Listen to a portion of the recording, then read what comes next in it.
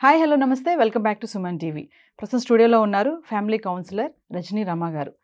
మరి టాపిక్ వచ్చేసి ఈరోజు వైఫ్ అండ్ హస్బెండ్. ఇప్పుడు భార్యాభర్తలు గొడవ పడడం అనేది కామన్, అందరూ గొడవ పడుతూ ఉంటారు. కానీ అవి పెద్దదానిగా దారి తీయకుండా ఉండాలి అంటే ఏం చేయాలి? ఆ గొడవ అనేది చిన్న చిన్న గొడవ పెద్దవాటి వరకు వెళ్లకుండా మనం దాన్ని అదుపు చేయాలి అంటే ముఖ్యంగా చూసుకుంటే ఇక్కడ భార్యలు భర్తల పైన అస్తమాను గొడవ పడడానికి అసలు కారణాలు ఏంటి, ఏముంటాయి, అసలు చిన్న కారణాలా పెద్ద కారణాలా, ఇవన్నీ కూడా మేడంతో మాట్లాడదాం. నమస్తే మ్యామ్. నమస్తే నవీన. మ్యామ్, వైఫ్స్ హస్బెండ్స్ పైన తరచుగా గొడవలు పడుతూ ఉంటారు, అది అందరి ఇళ్లలో జరుగుతూనే ఉంటుంది. రీజన్స్ ఏంటంటారు? ఎందుకు భార్యలు భర్తల పైన అస్తమాను గొడవ పడుతూ ఉంటారు? ఒక్క రీజన్ ఏముండదు. ఇది ఫస్ట్ ఆఫ్ ఆల్ ఏంటంటే కవ్విస్తారు, అంటే రెచ్చగొట్టడం. అంటే మౌనంగా ఉంటే కూడా వీళ్ళకి రెచ్చగొట్టినట్టే ఉంటుంది. ఏదన్నా అడుగుతారు అంటే నాకు అది కోను ఇది కోను అని కాదు, ఇంట్లో లేచిన దగ్గర 1,00,000 ఉంటాయి. 1,00,000 ఉన్నప్పుడు ఏదైనా కదా అని ఏదైనా అడిగినప్పుడు సమాధానం చెప్పరు, పెద్ద స్టైల్గా వెళ్ళిపోతుంటారు.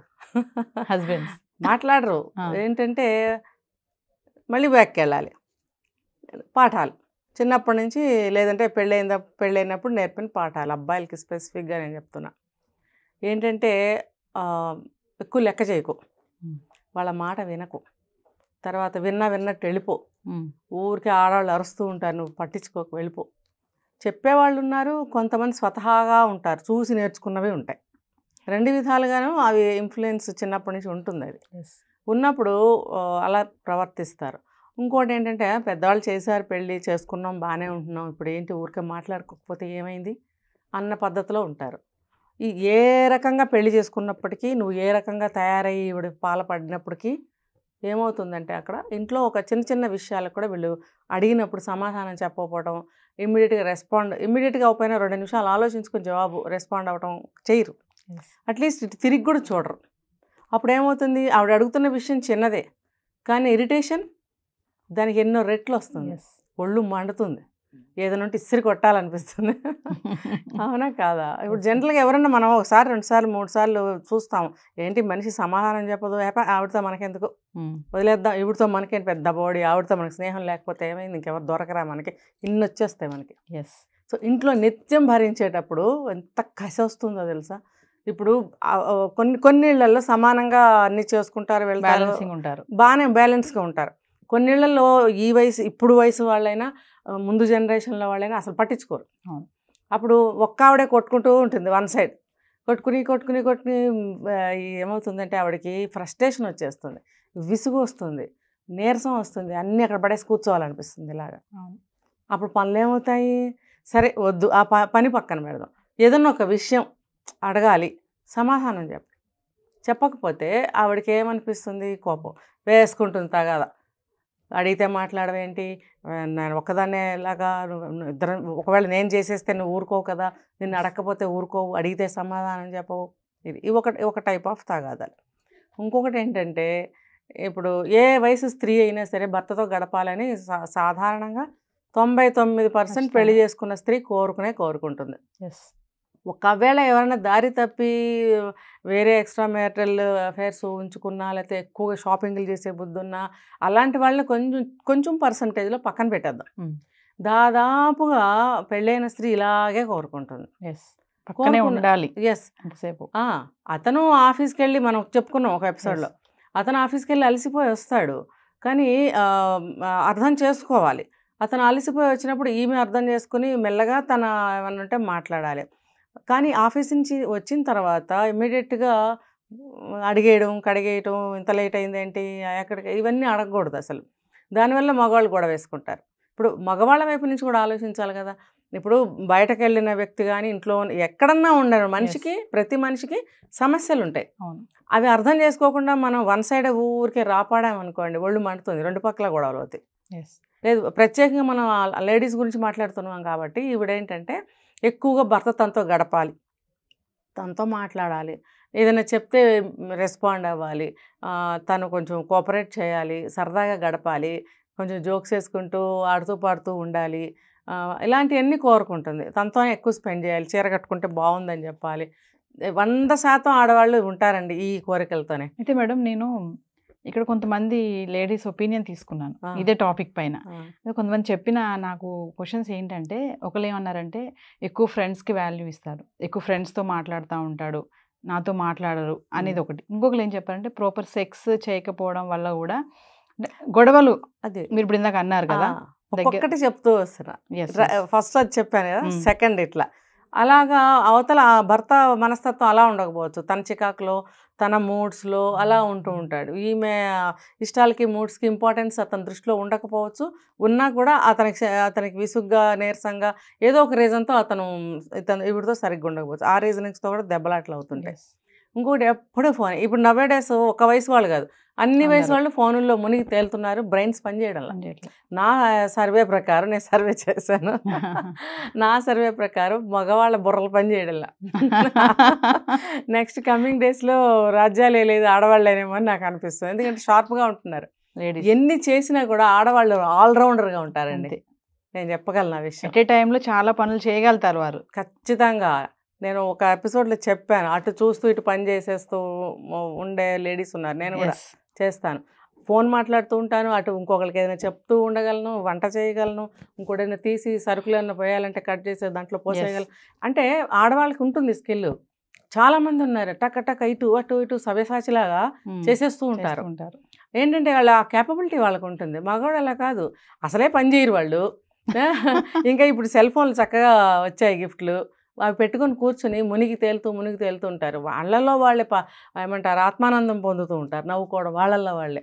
ఇంకా మనం కాఫీ ఇచ్చినా భోజనానికి పిలవమన్నా అది అవ్వాలి, అదైతే కానీ లేచిరారు. అదైతే కూడా దాని కంటిన్యూషన్ చూడాలి. అంటే అది ఒక యూట్యూబ్ అని నేను చెప్పడం లేదు, వాళ్ళకి ఇంట్రెస్టెడ్ ఏది ఉందో అది. రాజకీయాలు కావచ్చు, జనరల్ కావచ్చు, భక్తి కావచ్చు, ఎనీ కావచ్చు, వాళ్ళకి అవసరమైంది. అది బ్రెయిన్స్ పనిచేయడం లేదు. అప్పుడు ఈవిడ పిలుస్తూ ఉంటుంది, పలకరు. ఇంకా ఉల్టా దెబ్బలాటకు వస్తారు, ఆగలేవా కాసేపు, ఇప్పుడు ఏమైంది, ఇలా మాట్లాడుతుంటారు. అన్ని వయసుల వాళ్ళకి వర్తిస్తుంది. ఇది ఒక రీజన్ తగాదాలు అవటానికి. ఇంకొకటి ఏదైనా ఒక సినిమాకి వెళ్దామా, ఒక చుట్టాల పెళ్ళిళ్ళకి వెళ్దామా, లేదా నా వైపు వాళ్ళ ఫంక్షన్స్ వచ్చాయి వెళ్దామని మాట్లాడరు. అదే కానీ వాళ్ళ వైపు ఏదైనా ఫంక్షన్స్ వచ్చినాయంటే అస్సలు బాగా గుర్తుంటుంది. ఎన్ని సెల్ ఫోన్లు చూసుకున్నా వాళ్ళ వైపు ఏదైనా చిన్నది అంటే చాలు చాలా బాగా గుర్తుంటుంది. ఇది కామన్ కదా మేడం, కామన్ అంటే 100%. ఇంకా ఏం చెప్పినా ఈ ఆడవాళ్ళు ఒక దగ్గర వీళ్ళకి ఎప్పుడైతే ఇన్ఫర్మేషన్ వస్తుందో ఆ ఇన్ఫర్మేషన్ వచ్చిన దగ్గర నుంచి పాపం రోజు గుర్తు చేస్తారు. పాపం ఆడది, పాపం పిచ్చిది అంట నేనైతే. ఏంటంటే ఆడవాళ్ళు పాపం అటువంటి మనస్తత్వంతోనే ఉంటారు. ఏ తరంలో అయినా తీసుకోండి, మగాడు ఏ తరంలో చూసుకున్నా దాదాపుగా అట్లానే ఉన్నారు. మారిన మగాళ్ళు ఉన్నారు, మారని మగాళ్ళ గురించి నేను చెప్తున్నా. ఆడది మాత్రం ఏ తరంలో కూడా ఇలాగే మనస్తత్వంతో ఉంది. భర్త తనకి అటెన్షన్ చేయాలి, తన వాళ్ళ వైపు అన్ని చూడాలి అని. అంటే మగవాళ్ళని అడిగామనుకోండి, అవునండి మా వాళ్ళ వైపు పట్టించుకోరు, మరి మేము ఎందుకు పట్టించుకోవాలి, అది తప్పే. ఇప్పుడు మీరు కూడా అట్లానే సమానమైన ఈక్వల్ ప్రయారిటీ ఇవ్వండి. రెండు ఒకటే కదా, వాళ్ళిద్దరు కానందే నీకు భర్త రాలేదు, వీళ్ళ తల్లిదండ్రులు కానందే నీకు భార్య రాలేదు. సో వాళ్ళ పేరెంట్స్ని కానీ వాళ్ళ తరఫు ఎంతమంది బంధువులు ఉన్నారో అందరినీ కూడా మనము అనుకోవాలి. అన్ని సమానంగా వాళ్ళని ట్రీట్ చేయాలి, సమానంగా మనం వెళ్తూ వస్తూ ఉండాలి, అలా చేయాలి. ఎందుకంటే ఇద్దరికీ తల్లిదండ్రులే కాబట్టి తల్లిదండ్రుల తరఫు చుట్టాలి, మనకి చుట్టాలి, అలా అనుకోవాలి. ఒక పెళ్ళి అంటేనే రెండు కుటుంబాలు కలవడం. సో రెండు కుటుంబాలు కలవాలి అంటే ఎక్కడ కలుపుతున్నాం, ఎక్కడ కలుస్తున్నాయి, అబ్బే ఆ ప్రయత్నాలు ఉన్నా ఫెయిల్ కూడా అవుతున్నాయి కొన్ని చోట్ల, అవంతా తర్వాత మాట్లాడదాం. ఇది ఒక మేజర్ రీజన్ అనమాట ఇది. ఇంకా కొన్ని కోరికలు ఆడవాళ్ళకి సహజంగా ఉంటాయి, చీరలని నగలని. వాళ్ళ కెపాసిటీ లేకపోయినా కూడా ఏదో ఇంతో అంతో బంగారం భర్త కొనాలని చూస్తుంది. అప్పుడు ఆ భర్త తాగుబోతావు, సిగరెట్లు, ఫ్రెండ్స్, ఎప్పుడు ఫ్రెండ్స్తో పార్టీలు, వాటికి ఖర్చు పెడతాడు. ఇప్పుడు గ్రామ్ బంగారం కొనమంటే నా దగ్గర డబ్బులు లేవు. ఎవరిని అడిగితే అటు ఇటు చూడకుండా చక్కగా ఎడం చేత్తో తీసి దానకర్ణులు అనమాట ఇచ్చేస్తారు ఉన్నారు. భార్య ఒక గ్రాము వరలక్ష్మి పూజకి కాసు కొంటానంటే నా దగ్గర డబ్బులు. ఇంకా దరిద్రులు ఉన్నారు, సారీ టు సే, వాళ్ళు నీకు పూజ ఎందుకు, ఇప్పుడు పెద్ద భక్తురాలువా, పెద్ద పతివ్రతవా, ఇలా డిగ్రేడ్ చేసి అవమానం చేయాలి. నువ్వు ఇవ్వకపోతే పాయే, ఆ మాటలు ఎందుకు. ఇలా ఇప్పుడు మగవాళ్ళని సపోర్ట్ చేయొచ్చు, చేసే విషయాల్లో చేస్తాం. అంటే మగవాళ్ళని హింస పెట్టే ఆడవాళ్ళు ఉన్నారు, అది ఇంకొకటి, హింస వేరు. ఇప్పుడు ఒక చేత్తో ఎప్పుడు కూడా గొడవ సౌండ్ రాదు, రెండు పక్కల కలిస్తేనే వస్తాయి. కాకపోతే తప్పు రెండు పక్కల ఉంటుందండి, గ్యారంటీగా ఉంటుంది, వన్ సైడ్ ఎప్పుడు ఉండదు. ఒక్కళ్ళే కూర్చొని పిచ్చోళ్ళలాగా ఎవ్వరు అరవరు కదా, రెండు పక్కల ఉంటుంది. లేదు అంటే ఇరిటేషన్ ఎక్కువగా ఉన్నప్పుడు ఒక సైడే వస్తుంది సౌండ్.